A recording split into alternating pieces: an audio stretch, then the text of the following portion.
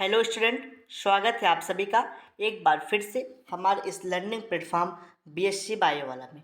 Student, आज इस lecture में मैं आपको लॉक एंड की थियरी के बारे में बताऊंगा। ठीक, देखिए इसमें क्या होता है, उससे पहले आपको बता दें कि जो प्रीवियस क्लासेस चली थी उसमें मैंने आपको मैकेनिज्म ऑफ एंजाइम एक्शन के बारे में बताया था। ठीक, यानी कि इसके ठीक पहली क्लास जो थी प्रीवियस क्लास, उसमें मैंने आपको मैकेनिज्म बताया था एंजाइम एक्शन का, यानी कि किस प्रकार से आपकी एंजाइम कार्य करती थी, मैंने उसको बताया। तो वहीं पे जो एंजाइम का मैकेनिज्म होता है वो दो टाइप से होता है। तो मैंने बताया था आपको पहला लॉक एंड की थियरी, जिसके बारे में आज हम आपसे डिस्कस करेंगे। और सेकेंड मैकेनिज्म होता है आपका, सेकेंड मैकेनिज्म है आपका इंड्यूस्ड फिट थियरी, या फिर इसको हम लोग इंड्यूस्ड फिट मॉडल भी बोल देते हैं, या इसी को इसको हम लोग लॉक एंड की मॉडल भी बोल देते हैं कभी कभी। और इसको हम लोग क्या, दूसरी जो थियरी है आपका इंड्यूस्ड फिट थियरी, उसको हम लोग इंड्यूस्ड फिट मॉडल, यानी कि थियरी के प्लेस पे मॉडल का यूज किया जाता है। ठीक, यानी कि कई बुकों में आपको मॉडल देखने को मिल सकता है या फिर थियरी देखने को मिल सकता है। ठीक, तो बात एक ही है, आप उससे थोड़े से परेशान ना होइएगा। ठीक, तो मैंने बताया कि एंजाइम दो प्रकार से वर्क करती है, पहला था लॉक एंड की थियरी और दूसरा है आपका इंड्यूस्ड फिट थियरी। तो आपको इस लेक्चर में बेसिकली हम आपको लॉक एंड की थियरी के बारे में बताएंगे। ठीक, और इसकी जो पहले क्लास हुई थी वहाँ पर मैंने आपको एंजाइम के बारे में बताया था, और जो है कि सबस्ट्रेट के बारे में बताया कि एंजाइम क्या होते हैं, सबस्ट्रेट किस प्रकार से वर्क करते हैं। ठीक, तो अगर आप प्रीवियस क्लासेस नहीं देखे हैं, तो अगर आप प्रीवियस क्लासेस को कवर कर लेते हैं तो आपको ये टॉपिक बहुत ही ईजी हो जाएगा। तो आपको हम एकदम ईजी लैंग्वेज में इसको समझाने का प्रयास करेंगे। तो देखिए लॉक एंड की थियरी, पहले इसके कुछ पॉइंट को समझ लेते हैं। फर्स्ट पॉइंट है, जो लॉक एंड की थियरी थी उसको किसने बता दिया था, यानी कि इस थियरी को किसने प्रपोज किया था, तो एमिल फिशर ने। ठीक, किसने दिया था, एमिल फिशर ने इस थियरी को प्रपोज किया था, इस थियरी को दिया था। ठीक, एमिल फिशर, ये बात हो गई मोटी मोटी बात। दूसरी बात करते हैं, जो इसमें एंजाइम होता है। ठीक, यहाँ पे लॉक एंड की थियरी का मॉडल इस पे बेस पे दिया गया, जो इसमें एंजाइम होते हैं। ठीक, जो इसमें एंजाइम होते हैं वो लॉक की तरह कार्य करते हैं, और जो आपका सबस्ट्रेट होता है, सबस्ट्रेट ये की तरह कार्य करता है।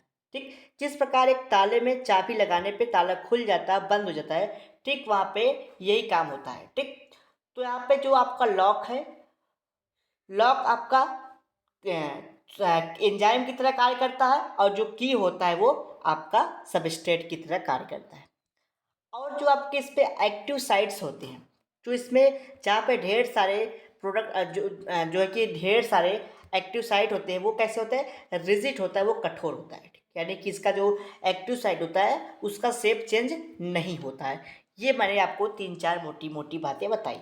ठीक, और जो एक्टिव साइट होता है वो आपके लॉक पे होता है। ठीक, यानी कि ये लॉक है, सपोज करिए, तो यहाँ पे आपका सबस्ट्रेट जुड़ जाएगा और यहाँ पे ढेर सारे एक्टिव साइट आके अटैच्ड हो जाएंगे। तो ये आपका क्या है, लॉक एंड की थियरी। पहले आपको कुछ पॉइंट बताई, किसकी डिस्कवरी एमिल एंड फिशर ने किया था। इस पे जो एंजाइम होते हैं वो लॉक की तरह कार्य करते हैं, यानी कि लॉक आपका एंजाइम की तरह, और जो आपके की होती है वो थियरी सबस्ट्रेट की तरह कार्य करती है।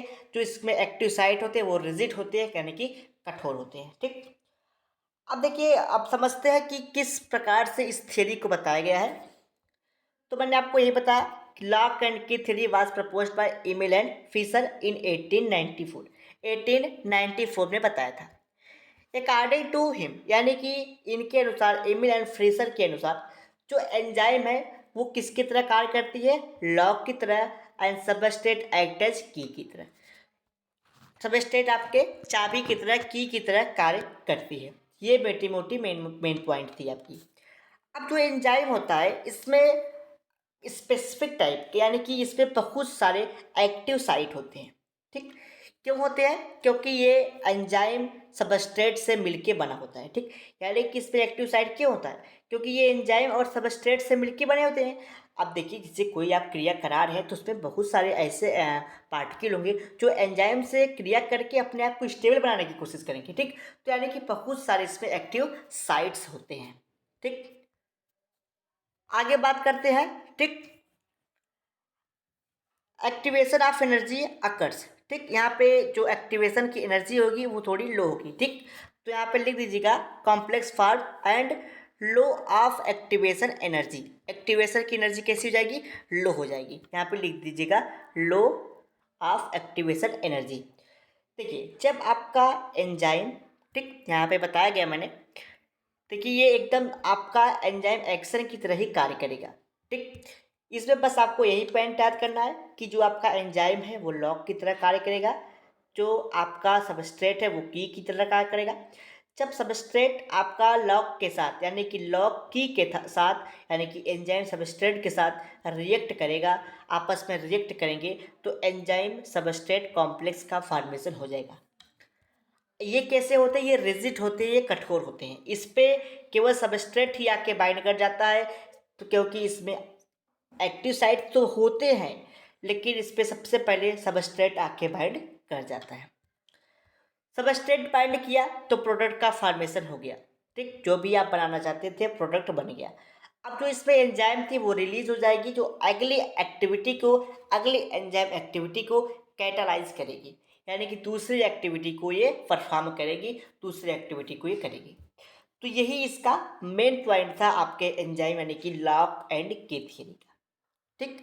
तो अगर आपको लॉक एंड की थ्योरी में कोई डाउट, कोई क्वेश्चन बने हो तो आप हमसे पूछ सकते हैं, ठीक।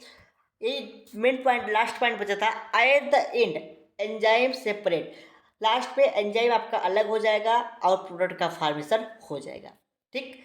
तो इस प्रकार से आप लॉक एंड की थियरी के बारे में समझ सकते हैं, ठीक।